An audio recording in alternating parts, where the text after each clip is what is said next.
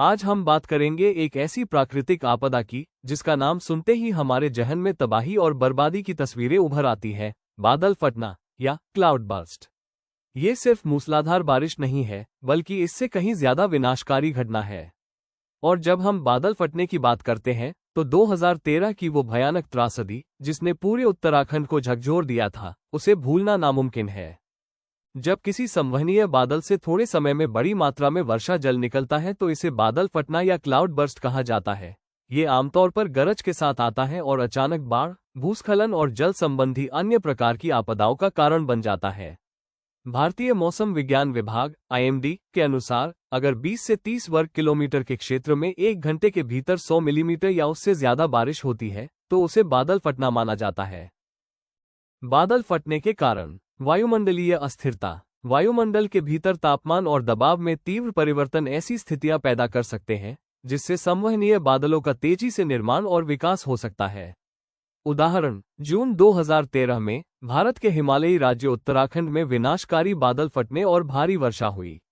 वायुमंडल में तापमान और दाब में तेज बदलाव ने वर्षा की तीव्रता में योगदान दिया। पर्वतीय उत्थान। जब नम हवा को पहाड़ों के ऊपर चढ़ने के लिए मजबूर किया जाता है तो वो ठंडी होकर संघनित हो जाती है, जिससे बादल बनते हैं जो भारी मात्रा में वर्षा कर सकते हैं। वायुराशियों का अभिसरण। गर्म, नम हवा का ठंडी, सघन हवा के साथ टकराव गर्म हवा की तीव्र ऊपर की ओर गति को सक्रिय कर सकता है, जिसके परिणामस्वरूप तीव्र वर्षा होती है। उच्च आर्द्रता वाले क्षेत्र बादल निर्माण और भारी वर्षा के लिए आवश्यक नमी प्रदान करते हैं। उदाहरण: भारत के पूर्वोत्तर राज्यों जैसे असम और मेघालय में उच्च आर्द्रता के कारण भारी वर्षा और बादल फटने की घटनाएं होती है। बंगाल की खाड़ी से आने वाली नम हवाएं अपने साथ पर्याप्त नमी लाती हैं, जिसके परिणामस्वरूप भारी वर्षा और अचानक बाढ़ आती है।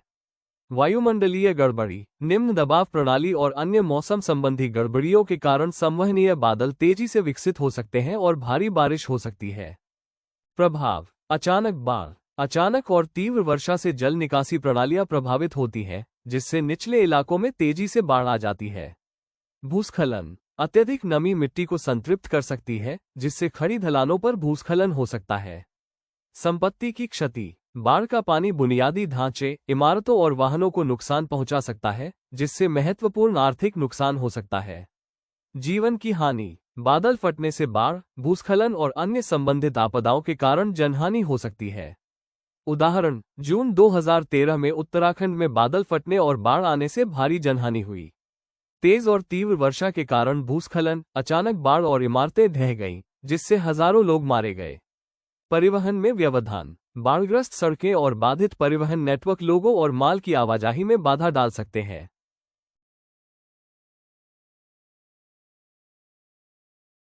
समाधान। प्रारंभिक चेतावनी प्रणालियां। संभावित बादल फटने की भविष्यवाणी करने और अधिकारियों को सचेत करने के लिए मौसम संबंधी निगरानी और पूर्वानुमान प्रणालियों की स्थापना और संवर्धन करना।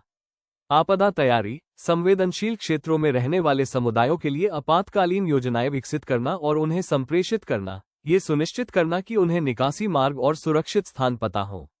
बुनियादी ढांचे में सुधार। भारी वर्षा से निपटने और बाढ़ को रोकने के लिए जल निकासी प्रणालियों, तटबंधों और अन्य बुनियादी ढांचे को डिजाइन और रखरखाव करना। भूमि उपयोग नियोजन। उच्च जोखिम वाले क्षेत्रों में निर्माण को रोकने के लिए विनियमों को लागू करना तथा बादल फटने के प्रभाव को न्यूनतम करने के लिए टिकाऊ भूमि उपयोग को बढ़ावा देना। सामुदायिक सहभागिता। स्थानीय समुदायों के बीच बादल फटने और उसके खतरों के बारे में जागरूकता बढ़ाएं तथा उन्हें निवारक उपाय करने के लिए प्रोत्साहित करें। क्षमता निर्माण। स्थानीय प्राधिकारियों, आपातकालीन प्रत्युत्तरदाताओं और नागरिकों को बादल फटने से संबंधित आपदा प्रबंधन तकनीकों में प्रशिक्षित करना। अनुसंधान और नवाचार। बादल फटने की घटनाओं को बेहतर ढंग से समझने के लिए अनुसंधान में निवेश करें तथा शीघ्र पता लगाने और प्रतिक्रिया के लिए उन्नत प्रौद्योगिकियों का विकास करें।